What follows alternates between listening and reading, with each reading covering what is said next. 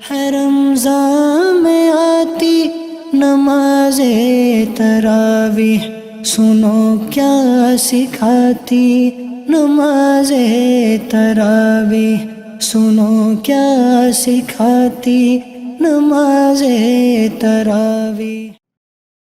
الحمد للہ رب العالمین والصلاة والسلام علی سید المرسلین، اما بعد فاعوذ باللہ من الشیطان الرجیم، بسم اللہ الرحمن الرحیم۔ الصلاة والسلام علیک یا رسول اللہ وعلی آلک واصحابک یا حبیب اللہ۔ الصلاة والسلام علیک یا نبی اللہ وعلی آلک واصحابک یا نور اللہ۔ فرمان مصطفیٰ صلی اللہ تعالی علیہ وآلہ وسلم، جو مجھ پر درود پڑھنا بھول گیا وہ جنت کا راستہ بھول گیا۔ صلو علی الحبیب صلی اللہ علی محمد صلی اللہ علیہ وآلہ وسلم۔ ایف جی این چینل کے ناظرین، الحمدللہ آپ کی خدمت میں سلسلہ درس تراویح لیے حاضر ہوئے ہیں، اور آج انشاءاللہ تعالی قرآن کریم کے 27ویں پارے کے حوالے سے ہم جاننے کی سعادت حاصل کریں گے۔ قرآن کریم کا یہ 27واں پارہ کئی ساری خصوصیات کا مالک ہے اور کئی ساری خصوصیات سے لبریز ہے۔ اللہ تعالیٰ نے اس 27ویں پارے میں بہت ساری باتیں وہ ارشاد فرمائی جو انسانی تخلیق کے مقصد کے حوالے سے ہے۔ نبی کریم صلی اللہ تعالیٰ علیہ وآلہ وسلم کو اللہ پاک نے مختلف علوم عطا فرمائے اور ما کان و ما یکون بھی عطا فرمایا، اس حوالے سے ہے۔ سورۃ الرحمن اسی میں ہے، سورۃ الواقعہ بھی اسی میں ہے، سورۃ النجم بھی اسی میں ہے، سورہ الذاریات بھی اسی میں ہے، سورۃ الطور بھی ہے۔ تو انشاءاللہ تبارک و تعالیٰ چند سورتوں کے فضائل بھی سنیں گے، سورہ واقعہ پڑھنے کی کیا فضیلت ہے، سورہ رحمان پڑھنے کی کیا فضیلت ہے، اور پھر اللہ پاک نے اس میں کیا ہمارے لیے رہنمائیاں فرمائی ہیں۔ امید ہے کہ آج دنیا بھر کی مساجد میں قرآن کریم کے 27ویں پارے کی تلاوت کی گئی ہوگی نماز تراویح کے اندر۔ آئیے جانتے ہیں کہ اللہ پاک نے ہمیں کیا پیغام دیا ہے۔ ارشاد باری تعالیٰ ہے، وَمَا خَلَقْتُ الْجِنَّ وَالْإِنسَ إِلَّا لِيَعْبُدُونَ، اور میں نے جن اور آدمی اتنے ہی لیے بنائے کہ میری بندگی کریں۔ اللہ فرماتا ہے، اور میں نے جن اور آدمی اتنے ہی لیے بنائے کہ میری بندگی کریں۔ اللہ نے انسان اور جنات کو اس لیے پیدا کیا کہ وہ اللہ کی بندگی کریں اور اللہ کی بارگاہ میں اللہ کی عبادت کریں، اللہ کی بارگاہ میں وہ اپنے جو ہے نا سر نیاز کو خم کریں اور اللہ پاک کو راضی کریں۔ یہ انسانی تخلیق کا مقصد قرآن کریم میں بیان کیا گیا ہے کہ اللہ نے انسان کو کیوں پیدا فرمایا۔ انسان کے پیدا کیے جانے کا، جناتوں کے پیدا کیے جانے کا مقصد کیا ہے؟ مقصد اللہ کی عبادت ہے، اللہ کو راضی کرنے والے کام ہیں۔ لیکن ہائے انسان، افسوس کہ انسان اللہ سے بیگانہ ہو چکا ہے، اپنے رب سے بھاگا ہوا ہے۔ اللہ کا قرآن کہتا ہے، یا ایھا الانسان ما غرک بربک الکریم، اے بھاگے ہوئے انسان کہاں جا رہا ہے؟ پلٹ آ اپنے رب کی طرف، تیرا رب بڑا کریم ہے، تجھے گناہوں سے خلاصی بھی عطا فرمائے گا، چھٹکارا بھی عطا فرمائے گا، نیکی پر مداومت بھی عطا فرمائے گا۔ اللہ کی بارگاہ سے مانگ تو صحیح، کہاں بھاگے جا رہا ہے؟ یہ اللہ کا قرآن ہمارے لیے رہنمائی کرتا ہے۔ ارشاد فرمایا، میں نے جنوں اور انسانوں کو صرف دنیا طلب کرنے اور اس طلب میں منہمک ہونے کے لیے پیدا نہیں کیا۔ انسان اور جنات کو اس لیے نہیں پیدا کیا گیا کہ وہ صرف دنیا طلب میں لگ جائیں، ایسی طلب کہ جس میں آخرت کو بھول جائے، اپنے رب کے احسان کو بھول جائے، اپنے رب کی بارگاہ میں سر نیاز کے خم کرنے کو بھول جائے۔ تو ایسا انسان اللہ سے بھاگا ہوا ہے، اسے اپنے آپ کو سنبھالنا چاہیے اور سنبھل کر کے اپنے رب کی طرف رجوع لانا چاہیے۔ تو اللہ فرماتا ہے، ہم نے اس لیے نہیں پیدا کیا کہ وہ دنیا کی طلب میں اس قدر منہمک ہو جائیں کہ وہ سب کچھ بھول بیٹھیں، بلکہ انہیں اس لیے بنایا ہے تاکہ وہ میری عبادت کریں، انہیں میری معرفت حاصل ہو۔ اللہ کی معرفت ولایت کی منزل بھی ہے۔ اللہ کی ولایت بغیر اللہ کے معرفت کی نہیں ملتی ہے۔ اللہ پاک جنہیں اپنی معرفت عطا فرماتا ہے اسے اپنا ولی بناتا ہے نا۔ ایک مشہور کسی بزرگ کا قول ہے، من عرف نفسہ فقد عرف ربہ، کہ جس نے اپنے نفس کو پہچان لیا، اپنے آپ کو پہچان لیا، اپنے وجود کو پہچان لیا، فقد عرف ربہ، تو اس نے اپنے رب کو پہچان لیا۔ اللہ تعالیٰ نے بے مقصد کائنات کی کسی شے کو پیدا نہیں فرمایا۔ اس آیت سے معلوم ہوا کہ انسانوں اور جنوں کو بیکار پیدا نہیں کیا گیا، بلکہ ان کی پیدائش کا اصل مقصد یہ ہے کہ وہ اللہ تعالیٰ کی عبادت کریں۔ ایک اور مقام پر اللہ تعالیٰ ارشاد فرماتا ہے افحسبتم انما خلقناکم عبثا وانکم الینا لا ترجعون، تو کیا تم یہ سمجھتے ہو کہ ہم نے تمہیں بیکار بنایا اور تم ہماری طرف لوٹائے نہیں جاؤ گے؟ اللہ قرآن کریم میں ارشاد ہوتا ہے تبارک الذی بیدہ الملک وہو علی کل شیء قدیر الذی خلق الموت والحیاۃ لیبلوکم ایکم احسن عملا وہو العزیز الغفور۔ بڑی برکت والا ہے وہ جس کے قبضے میں ساری بادشاہی ہے اور وہ ہر چیز پر قادر ہے۔ الذی خلق الموت والحیات، وہ جس نے موت اور زندگی کو پیدا کیا، لیبلوکم، تاکہ تمہاری آزمائش کرے، ایکم احسن عملا، کہ تم میں کون اچھے عمل کرنے والا ہے، وہو العزیز الغفور، اور وہی عزت والا بخشش والا ہے۔ یہاں بھی اللہ تبارک و تعالیٰ نے انسان کی پیدائش کا مقصد فرمایا کہ وہ آزمائش کرنا چاہتا ہے کہ کون انسانوں میں سے اچھے عمل کر کے آتا ہے۔ موت اور حیات کو اسی لیے پیدا کیا۔ پھر سیدنا ابو ہریرہ رضی اللہ تعالیٰ عنہ سے روایت ہے کہ نبی کریم صلی اللہ علیہ وآلہ وسلم نے ارشاد فرمایا، اللہ تعالیٰ ارشاد فرماتا ہے اے انسان، تو میری عبادت کے لیے فارغ ہو جا، میں تیرا سینہ غنا سے بھر دوں گا اور تیری محتاجی کا دروازہ بند کر دوں گا، اور اگر تو ایسا نہیں کرے گا تو میں تیرے دونوں ہاتھ مصروفیات سے بھر دوں گا اور تیری محتاجی کا دروازہ بند نہیں کروں گا۔ پھر قرآن کریم میں دیکھیں تو اللہ تبارک و تعالیٰ نے اور بھی دیگر مقامات پہ انسانی زندگی کو کیوں پیدا کیا اور انسانی زندگی کی پیدائش کا مقصد کیا ہے، مختلف جگہوں پہ مختلف باتیں ارشاد فرمائی ہیں، لیکن خاص مقصد انسان کے پیدائش کا یہ ہے کہ اللہ نے انسان کو اپنی عبادت کے لیے پیدا کیا ہے۔ اب عبادت کا مقصد کیا؟ سوال یہ ہے کہ عبادت کا مطلب کیا؟ صرف بندہ 5 وقت نماز بھی پڑھے اور 5 وقت کے علاوہ بھی صرف نماز ہی پڑھے تو عبادت ہے؟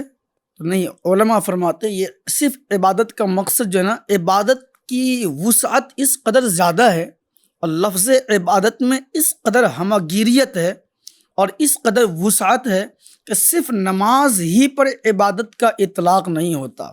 شریعت اسلام نے مکلف جنہیں کیا ہے وہ عاقل اور بالغ ہیں، تو ان پر اللہ پاک نے نماز فرض فرمائے ہیں، لیکن وہی عاقل اور بالغ شخص اگر ماں باپ کے ساتھ اچھا حسن سلوک کرے تو یہ بھی عبادت ہے، اپنے اولاد کے حلق میں حلال لقمہ داخل کرے یہ بھی عبادت ہے، بیوی کے ساتھ اچھا سلوک اللہ کی رضا کے لیے ہو یہ بھی عبادت ہے، بیوی کا اپنے شوہر کے ساتھ اچھا سلوک اللہ کی رضا کے لیے ہو یہ بھی عبادت ہے۔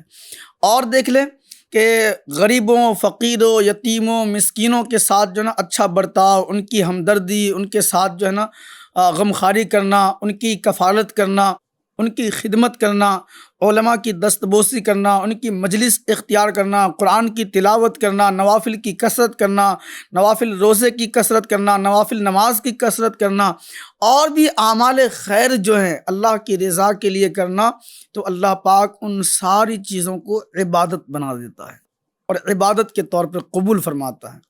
تو یہ عبادت کے اندر اتنی وسعت ہے، ایسا نہیں کہ صرف انسان نماز ہی کے لیے پیدا کیا گیا ہے۔ نماز کے لیے تو اللہ پاک نے احکام بیان فرمائے ہیں، جو مکلف ہیں، جو عاقل بھی ہیں، بالغ بھی ہیں، شریعت اسلام کے پابند ہیں، تو ان پر 5 وقت کی نماز فرض ہے، اور جو اس سے منہ موڑتے ہیں اللہ پاک نے ان کے لیے سخت وعیدیں بھی فرمائی ہیں۔ تو FGN چینل کے ناظرین، اللہ پاک نے انسانی زندگی کے جو تخلیقی مراحل ہیں اس کا بھی تذکرہ کیا ہے، انسان کیسے کیسے پیدا کیا گیا، انسان کی پیدائش کیسے وجود میں آئی۔ قرآن کریم نے بیان کیا کہ اللہ نے انسان کو اس لیے بھی پیدا کیا کہ زمین میں اپنا خلیفہ بنائے، زمین میں اپنا خلیفہ بنائے۔ وَإِذْ قَالَ رَبُّكَ لِلْمَلَائِكَةِ إِنِّي جَاعِلٌ فِي الْأَرْضِ خَلِيفَةً قَالُوا أَتَجْعَلُ فِيهَا مَن يُفْسِدُ فِيهَا وَيَسْفِكُ الدِّمَاءَ وَنَحْنُ نُسَبِّحُ بِحَمْدِكَ وَنُقَدِّسُ لَكَ قَالَ إِنِّي أَعْلَمُ مَا لَا تَعْلَمُونَ۔ پھر قرآن کریم میں اور بھی جا بجا اس حوالے سے رہنمائیاں موجود ہیں جس کو ہمیں حاصل بھی کرنا چاہیے۔ اب آئیے مزید اس کے حوالے سے اور بھی جو ہے نا ہمیں علماء امت نے، صالحین نے، بزرگان دین نے اس کی جو تفاسیر فرمائی ہیں اور اس کی جو تشریح بیان کی ہے، تو وہ بھی جو ہے نا مختلف کتابوں کے اندر مل جاتی ہیں، ہمیں پڑھنا چاہیے۔ اب آئیے نبی کریم صلی اللہ تعالیٰ علیہ وآلہ وسلم کی ذات پاک کے حوالے سے کہ آقا کریم علیہ الصلوۃ والسلام نے جب اعلان نبوت فرمایا تو کچھ لوگ عجیب عجیب باتیں کرتے تھے آقا علیہ الصلوۃ والسلام کے حوالے سے، اور حضور علیہ الصلوۃ والسلام پہ جو اللہ نے قرآن نازل فرمایا، تو قرآن کے حوالے سے لوگ باتیں کرتے، یہ تو شاعری کی باتیں ہیں، یہ تو قصے اور کہانیاں ہیں، اور نبی علیہ الصلوۃ والسلام کو جو ہے نا وہ مجنون کہتے ہیں، معاذ اللہ رب العالمین۔ قرآن نے اس کا جواب دیا، فذکر فما انت بنعمت ربک بکاہن ولا مجنون۔ تو اے محبوب صلی اللہ علیہ وسلم، تم نصیحت فرماؤ، تم اپنے رب کے فضل سے نہ کاہن ہو نہ مجنون۔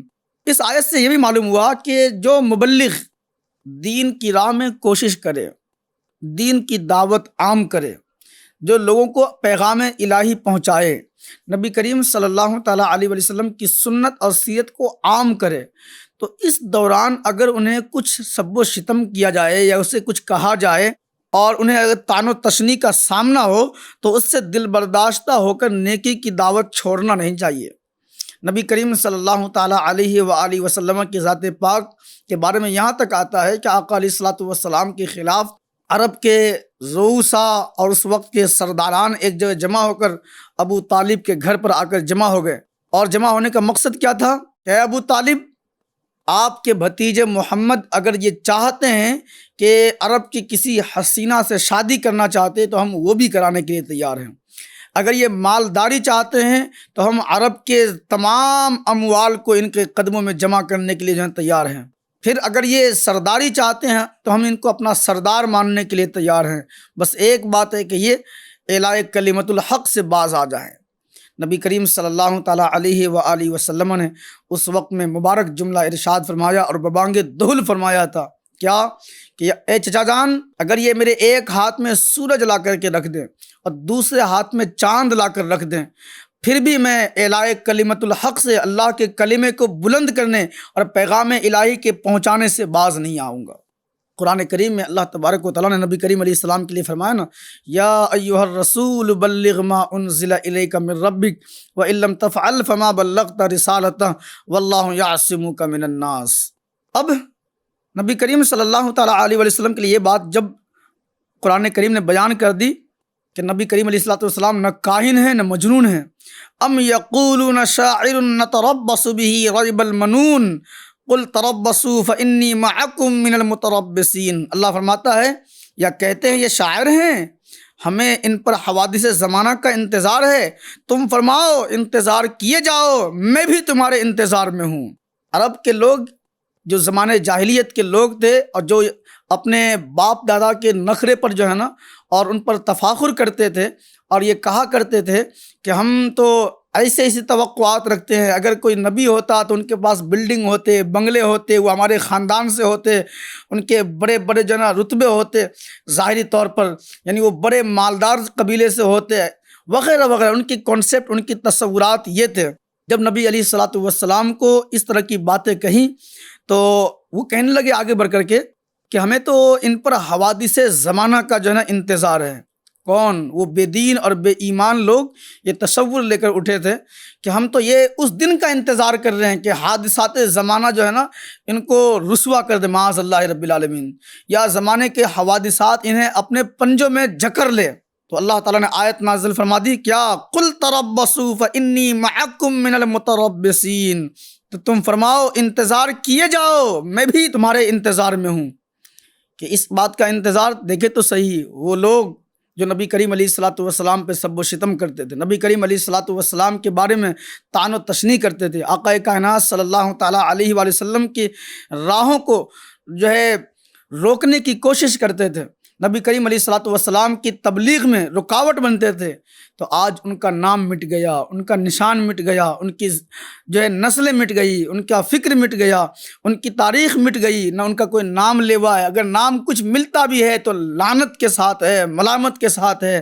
ابو لہب ہو کہ ابو جہل ہو کہ ابو البختری ہو کہ عتبہ ہو کہ شیبہ ہو، یہ سب کے سب، چاہے عبداللہ بن سلول ہو، جتنے یہ سارے منافق ہوں اور بے دین بے ایمان لوگ ہوں، ان کے اگر نام ہیں بھی تو لعنت کے ساتھ ہیں، ملامت کے ساتھ ہیں، لیکن نبی کریم علیہ الصلاۃ والسلام کی ذات پاک کا رتبہ اللہ نے اتنا بلند کیا، اتنا بلند کیا کہ اللہ تعالیٰ نے قرآن کریم میں ارشاد فرمایا کہ اے محبوب، آپ کی ہر آنے والی گھڑی پچھلی گھڑی سے بہتر ہے، ہر آنے والی گھڑی پچھلی گھڑی سے بہتر ہے۔ اور فرمایا وَلَسَوْفَ يُعْطِيكَ رَبُّكَ فَتَرْضَىٰ، فرمایا پھر اور بھی اللہ تعالیٰ نے ایسے اعزاز عطا فرمایا کہ کائنات میں کوئی وقت ایسا نہیں ہے، کوئی لمحہ، کوئی سیکنڈ ایسا نہیں ہے کہ آقا کائنات صلی اللہ علیہ وسلم پہ اربہا ارب لوگ اور کھربہا کھرب لوگ اور لاکھوں لاکھ کروڑوں کروڑ درود و سلام آقا کائنات علیہ الصلاۃ والسلام کی ذات پاک پر، آپ کی آل پر، آپ کے اصحاب پر رضی اللہ تعالیٰ عنہم اجمعین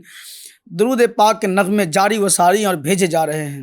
حضور علیہ الصلاۃ والسلام کی عظمت کا چرچا کل بھی تھا، آج بھی ہے اور صبح قیامت تک رہے گا۔ وہ لوگ مٹ گئے جو نبی علیہ الصلاۃ والسلام کے بارے میں کہتے تھے کہ ہمیں حوادث زمانہ کا انتظار ہے، تو اللہ تبارک و تعالیٰ نے انہیں ذلیل کر دیا، رسوا کر دیا، خائب و خاسر کر دیا، ان کی تاریخ کو مسخ کر دیا، ان کے نام و نشان کو مٹا دیا، لیکن حضور زندہ ہیں، حضور کی اولاد زندہ ہے، حضور کے صحابہ کی تاریخ زندہ ہے، حضور علیہ الصلاۃ والسلام کی تعلیم زندہ ہے، حضور کی فکر زندہ ہے، حضور کے اخلاق زندہ ہیں، حضور علیہ الصلاۃ والسلام کی سیرت زندہ ہے، نبی کریم علیہ الصلاۃ والسلام کی سنت زندہ ہے، آقا علیہ الصلاۃ والسلام کا اسوہ زندہ ہے اور قیامت تک زندہ رہے گا۔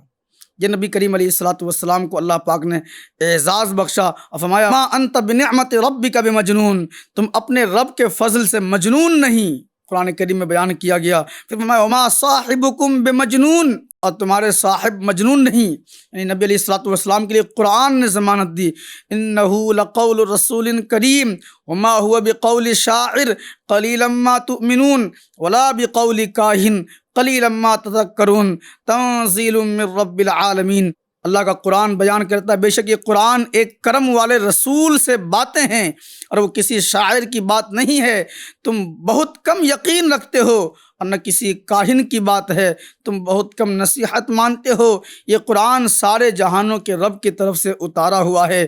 اور ارشاد ہوا وما علمناہ الشعر وما ينبغی لہ ان هو الا ذکر وقرآن مبین، ہم نے نبی کو شعر کہنا نہ سکھایا، نہ ان کی شان کے لائق ہے، وہ تو نہیں مگر نصیحت اور روشن قرآن۔ قرآن کریم میں اللہ تبارک و تعالیٰ نے نبی کریم علیہ الصلاۃ والسلام کے لیے ایسے پیارے پیارے جو ہے نا ارشادات عالیہ بیان ہوئے ہیں۔ پھر قرآن کریم میں اللہ تبارک و تعالیٰ نے سورۃ النجم کا تذکرہ فرمایا ہے والنجم اذا ہوا ما ضل صاحبکم وما غوا وما ينطق عن الهوى ان هو الا وحی یوحی علمہ شدید القوی ذو مرۃ فاستوی وهو بالافق الاعلی ثم دنا فتدلی فکان قاب قوسین او ادنی۔ یہ قرآن کریم بیان فرماتا ہے والنجم اذا ہوا، اس پیارے چمکتے تارے محمد کی قسم، سبحان اللہ۔ سورۃ النجم پڑھیں ایمان تازہ ہو جائے گا۔ قرآن کریم میں اللہ تبارک و تعالیٰ نے جہاں سورہ بنی اسرائیل کی ابتدائی آیت میں فرمایا سبحان الذی اسری بعبدہ لیلا من المسجد الحرام الی المسجد الاقصی، یہ نبی کریم علیہ الصلوۃ والسلام کے سفر معراج کا تذکرہ ہے کہ مسجد حرام سے آپ مسجد اقصی تک تشریف لے گئے، پھر مسجد اقصی سے آسمانی دنیا کا سفر، پھر سدرۃ المنتہا کا سفر، بیت المعمور کا سفر، پھر مکان سے لامکان کا سفر، اور پھر آسمانی دنیا اور ساری کائنات سے اوپر جہاں لامکان ہے، کوئی مکان نہیں ہے، اللہ کا دیدار وہاں کیا۔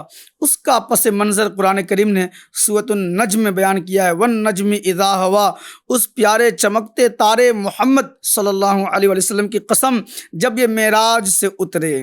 اس آیت میں نجم سے کیا مراد ہے، اس بارے میں مفسرین کے بہت سے قول ہیں، اور ان اقوال کے اعتبار سے آیت کے معنی بھی مختلف ہیں۔ پہلا قول اس سے مراد ثریا ہے، یعنی بلندی، تارے کی قسم جب وہ فجر کے وقت غروب ہو۔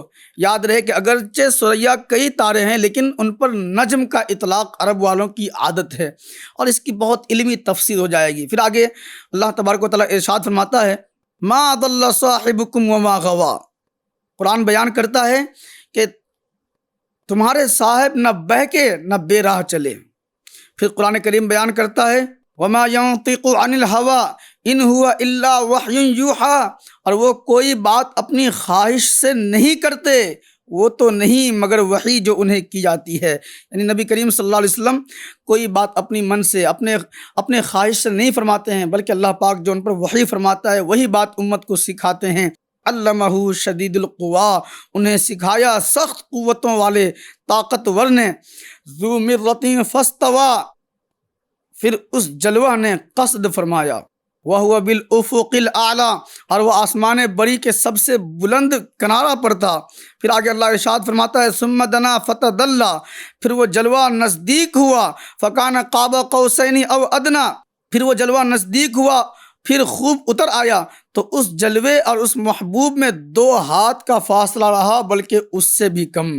ثم دنا فتدلی فکان قاب قوسین او ادنیٰ، پھر وہ جلوہ نزدیک ہوا، پھر خوب اتر آیا، تو اس جلوے اور اس محبوب میں 2 ہاتھ کا فاصلہ رہا بلکہ اس سے بھی کم۔ اللہ تعالیٰ نے اپنے محبوب علیہ الصلوۃ والسلام کی عظمت کا تذکرہ یوں بھی قرآن کریم میں فرمایا ہے۔ حضور علیہ الصلوۃ والسلام کو اللہ نے عروج عطا فرمایا۔ اب کوئی کیا کرے گا اونچی اڑانوں کا سفر، پل بھر میں ہو چکا ہے سارے آسمانوں کا سفر۔ امام اہل سنت اعلیٰ حضرت رحمۃ اللہ تعالیٰ علیہ یاد آتے ہیں، وہ سرور کشور رسالت جو عرش پر جلوہ گر ہوئے تھے، نئے نرالے طرب کے ساماں عرب کے مہمان کے لیے تھے۔ تبارک اللہ شان تیری، تجھی کو زیبا ہے بے نیازی، کہیں وہ جوش لن ترانی، کہیں تقاضے وصال کے تھے۔ امام فرماتے ہیں خرد سے کہہ دو کہ سر جھکا لے، گما سے گزرے گزرنے والے، یہاں پڑے ہیں خود جہت کو لالے، کسے بتائے کدھر گئے تھے۔ اور آگے فرماتے ہیں حجاب اٹھنے میں لاکھوں پردے، ہر ایک پردے میں لاکھوں جلوے، عجب گھڑی تھی کہ وصل و فرقت جنم کے بچھڑے گلے ملے تھے۔ تو اللہ تبارک تعالیٰ نے ایسا کرم فرمایا کہ نبی کریم علیہ الصلوۃ والسلام کی ذات پاک اس مقام تک پہنچی جہاں کوئی مقام نہیں ہے، لامکاں کی سیر کی، اللہ تبارک و تعالیٰ کا دیدار بھی کیا، سبحان اللہ۔ تو اللہ تعالیٰ نے اپنے محبوب علیہ الصلوۃ والسلام کو یہ اعزاز بخشا جس کا ذکر سورۃ النجم میں ہے، اور اس کی پوری تفصیل موجود ہے کہ آقا علیہ الصلوۃ والسلام کہاں کہاں گئے، اٹھے جو قصر دنا کے پردے، کوئی خبر دے تو کیا خبر دے، وہاں تو جا ہی نہیں دوئی کی، نہ کہہ کہ وہ بھی نہ تھے ارے تھے۔ اللہ اللہ، وہاں تو دو کی جا ہی نہیں ہے، پھر کیا مسئلہ تھا، یہ ایک پوری تفصیل ہے، اور یہ عرفاء نے جو اس کی تفصیل بیان کی ہے، اور امام اہل سنت اعلیٰ حضرت رحمۃ اللہ تعالی کی کلام کی جو تشریح ہے اس کے لیے ایک طویل وقت کا تقاضا ہے۔ تو پھر سورۃ النجم کو آپ نے سنا، اللہ تعالیٰ نے ایسی رہنمائیاں بیان فرمائی ہیں قرآن کریم میں۔ آگے دیکھیے سورۃ الرحمن کا ذکر آتا ہے، وہ سورہ جس کے پڑھنے کے بارے میں نبی کریم علیہ الصلوۃ والسلام نے ارشاد فرمایا کہ ہر چیز کی ایک زینت ہے، اور قرآن کی زینت سورہ رحمان ہے۔ سیدہ فاطمہ زہرا رضی اللہ تعالیٰ عنہ سے روایت ہے کہ رسول کریم صلی اللہ علیہ وآلہ وسلم نے ارشاد فرمایا سورہ حدید، سورہ واقعہ اور سورہ رحمان کی تلاوت کرنے والے کو زمین و آسمان کی بادشاہت میں ساکن الفردوس یعنی جنت الفردوس کا مکین پکارا جاتا ہے۔ سورۃ الحدید، سورۃ الواقعہ اور سورہ رحمان، اس کے پڑھنے والے کو ساکن الفردوس یعنی جنت الفردوس کا مکین اس الفاظ اور ان القاب کے ساتھ پکارا جاتا ہے۔ یعنی سورہ رحمان کی بڑی فضیلت آئی ہے۔ سورہ رحمان وہ سورہ ہے جس کے ابتدائی میں نبی کریم صلی اللہ تعالیٰ علیہ وسلم کے مراتب کا بیان ہے۔ دیکھیں نا، الرحمن، وہ رحمان، علم القرآن کہ جس نے سکھایا قرآن، خلق الانسان، انسان کی تخلیق فرمائی، علمہ البیان، اور بیان کا علم سکھایا۔ پھر آگے اس کے حوالے سے سورۃ الواقعہ کے حوالے سے سیدنا عبداللہ ابن مسعود رضی اللہ تعالیٰ عنہ سے روایت ہے کہ نبی کریم صلی اللہ علیہ وآلہ وسلم نے ارشاد فرمایا جو شخص روزانہ رات کے وقت سورہ واقعہ کی تلاوت کرے گا وہ فاقے سے ہمیشہ محفوظ رہے گا۔ امام بہقی نے شعب الایمان میں حدیث کو روایت کیا، حضرت سیدنا انس بن مالک رضی اللہ عنہ سے روایت ہے کہ حضور اکرم صلی اللہ تعالیٰ علیہ وآلہ وسلم نے فرمایا کہ اپنی عورتوں کو سورہ واقعہ سکھاؤ کیونکہ یہ سورۃ الغنا ہے، یعنی غنا کر دینے والی، یعنی محتاجی سے بچانے والی جو ہے نا صورت ہے۔ حضرت ابو فاطمہ بیان کرتے ہیں کہ حضرت عثمان غنی رضی اللہ عنہ حضرت عبداللہ ابن مسعود رضی اللہ عنہ کے پاس تھے، اس وقت عیادت کرنے کے لیے تشریف لائے۔ جب وہ مرض وفات میں تھے، حضرت عثمان غنی رضی اللہ عنہ نے ان سے فرمایا آپ کس چیز کی تکلیف محسوس کر رہے ہیں؟ حضرت عبداللہ ابن مسعود رضی اللہ تعالیٰ عنہما نے جواب دیا اپنے گناہوں کی تکلیف محسوس کر رہا ہوں۔ حضرت عثمان غنی رضی اللہ عنہ نے فرمایا آپ کو کس چیز کی آرزو ہے؟ حضرت عبداللہ ابن مسعود رضی اللہ عنہ نے جواب دیا مجھے اپنے رب کی رحمت کی آرزو ہے۔ حضرت عثمان غنی رضی اللہ عنہ نے فرمایا آپ کسی طبیب کو کیوں نہیں بلوا لیتے؟ حضرت عبداللہ ابن مسعود رضی اللہ عنہ نے کہا طبیب ہی نے تو مجھے بیماری میں مبتلا کیا ہے۔ حضرت عثمان غنی رضی اللہ عنہ نے فرمایا کیا آپ کچھ مال عطا کرنے کا حکم کریں؟ حضرت عبداللہ ابن مسعود رضی اللہ عنہ نے جواب دیا مجھے اس کی کوئی حاجت نہیں۔ پھر حضرت سیدنا عثمان غنی رضی اللہ عنہ نے فرمایا ہم وہ مال آپ کی بیٹیوں کو دے دیتے ہیں۔ حضرت عبداللہ ابن مسعود رضی اللہ عنہ نے جواب دیا انہیں بھی اس مال کی کوئی ضرورت نہیں، میں نے انہیں حکم دیا ہے کہ وہ سورہ واقعہ پڑھا کریں، کیونکہ میں نے رسول اللہ صلی اللہ علیہ وسلم کو فرماتے ہوئے سنا کہ جو شخص روزانہ رات کے وقت سورہ واقعہ پڑھے تو وہ فاقے سے ہمیشہ محفوظ رہے گا۔ تو صحابہ اکرام کا تیقن، صحابہ اکرام رضی اللہ تعالیٰ عنہم اجمعین کا یقین اس قدر مستحکم تھا اور مضبوط تھا کہ وہ نبی علیہ الصلوۃ والسلام کے فرامین پر اس قدر دل و جان سے فدا تھے کہ حضور نے بیان کر دیا ہے کہ سورہ واقعہ کے پڑھنے سے فاقہ کشی نہیں ہوتی ہے، یعنی اللہ پاک غیب سے اس کے رزق کا انتظام فرماتا ہے تو وہ انتظام ہوگا۔ ایسا یقین کامل، سبحان اللہ۔ تو ایف جی این چینل کے ناظرین ہمیں بھی چاہیے کہ ہم بھی نبی کریم صلی اللہ تعالیٰ علیہ وسلم کے ان فرامین سے نصیحت حاصل کریں اور خوب حاصل کریں۔ اس کا فائدہ دنیا کے اندر بھی ہے، آخرت کے اندر بھی ہے، اور اس کی خوب بہاریں بھی ہیں، برکتیں بھی ہیں۔ پھر قرآن کریم میں دیکھیں کئی ساری چیزیں ہمیں سیکھنے کو ملی 27ویں پارے میں کہ اللہ تبارک و تعالیٰ نے تخلیق انسانی کا ذکر فرمایا ہے کہ انسان کی پیدائش کیسے ہوئی۔ پھر اللہ تعالیٰ نے سورۃ الطور کے اندر رہنمائیاں فرمائی ہے، پھر سورۃ النجم کے اندر نبی علیہ السلام کے معراج کا تذکرہ فرمایا ہے، پھر سورہ واقعہ کے اندر، پھر سورہ رحمان کے اندر اللہ تعالیٰ نے انسانی زندگی کی بہترین رہنمائی فرمائی ہے۔ تو اس طریقے سے اگر ہم اپنا لیں اپنی زندگی میں ان احکام کو، ان فضائل کو اگر پڑھنے کے عادی بن جائیں اور پڑھنے کے ساتھ ساتھ اپنی عملی زندگی میں اس کو شامل کر لیں تو انشاءاللہ رمضان کا فیضان بھی ملے گا اور قرآن کا فیضان بھی ہمیں خوب حاصل ہوگا۔ اللہ تعالیٰ ہم سب کو خوب سورۃ الواقعہ، سورہ رحمان، سورہ حدید اور بھی قرآن کریم کے دیگر پارے، دیگر صورتیں، دیگر آیات یاد کرنے اور اس پر خوب عمل کرنے کی توفیق رفیق مرحمت فرمائے۔ اس کی تلاوتوں سے اللہ پاک ہمیں خوب لطف اندوز فرمائے اور اس کے فیضان سے ہمیں مالا مال فرمائے۔ آمین یا رب العالمین بجاہ النبی الکریم صلی اللہ علیہ وسلم۔ جب تک اپنا خیال رکھیے، انشاءاللہ تبارک و تعالیٰ پھر آپ سے قرآن کریم کے 28ویں پارے کے ایپیسوڈ میں ملاقات کریں گے۔ ایف جی این چینل دیکھتے بھی رہیے، اس کو شیئر کیجیے، عام کیجیے، اسے لوگوں تک پہنچائیے بھی۔ صلو علی الحبیب صلی اللہ علی محمد صلی اللہ علیہ وآلہ وسلم۔ ہے رمضان میں آتی نماز تراویح، سنو کیا سکھاتی نماز تراویح، سنو کیا سکھاتی نماز تراویح۔